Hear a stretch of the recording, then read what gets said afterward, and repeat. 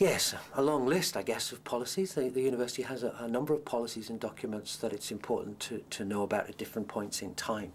So I've got a list of about 8 or so, quite a long list. Firstly, I'd suggest that you need to look at the Learning and Teaching Management Plan that comes out every year, which identifies that particular year's priorities that rolls down from the strategic plan. So that's an important starting point. The Learning and Teaching Management Plan would be my first. The second, again, isn't a policy, it's the Learning and Teaching Framework Statement. It's our overarching view of what CQ University's learning and teaching is all about, and that has 4 elements. The student learning journey, to be what you want to be. Our approach to teaching, which is evidence-based and is based on sound educational principles, particularly the 7 principles for good practice in undergraduate education. Our integrated and contextual learning is the third element, which is about the fact that we're looking at real-world work integrated learning and other such situations, and the fact that we blend all of our learning. So irrespective of mode or location, we try and give students equivalent learning outcomes. And fourthly, our embedded and explicit graduate attributes, which is a project that's developing through 2010. So that's another important document, though not a policy. The third one in my list is the assessment of coursework policy. Your assessment needs to be effective, efficient, student-centred. You need to look at that policy and act in accordance with that policy. An associated policy is the grades and results policy. That's very much more nitty-gritty. It's the rules, which are quite complicated, about the different grades that we give. Before your assessment meeting, I suggest that you sleep with that one under your pillow for a week beforehand, so that you're fully aware of the subtle nuances that there are in that grades and results policy, because it can get quite tricky. The fifth one in my list is teaching evaluation. You need to have your teaching evaluated once a year in order to take that to PRPD so that you can demonstrate your scholarship and excellence in teaching practice. Sixth one is course evaluation.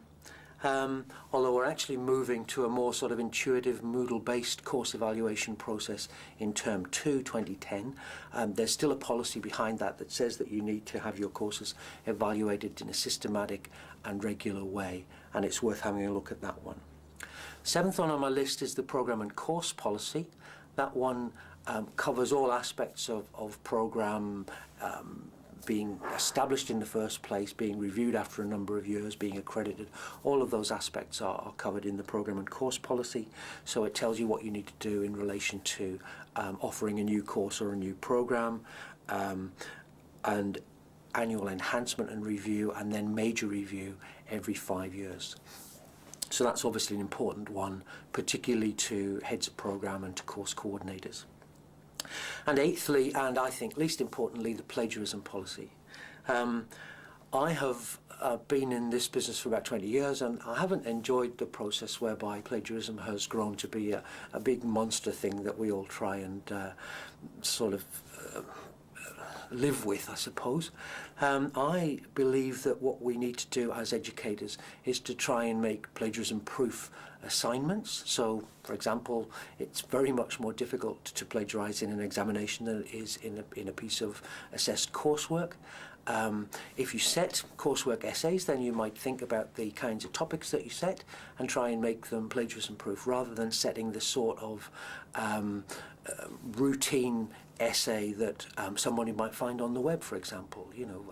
In science, if you were to set an essay that said, describe the main parts of a cell, then don't be surprised if you get students who plagiarize that from the web, because you haven't actually set a very good assignment there. That's the sort of thing I'd put into an exam. So your coursework assessment items need to be cleverly thought out in order to make them plagiarism-proof. They need to change on a yearly basis. Otherwise, you're going to get those kinds of problems of plagiarism. But there is a policy that tells you what you need to do in terms of plagiarism, and we all need to follow that when we find plagiarism. But it's not fun to do from either side, and so I'd encourage you to take a different view to plagiarism, to try and reduce it rather than catching out students. Try and do what you can to avoid letting them fall into those traps, and also give them support and point them at resources that help them understand plagiarism.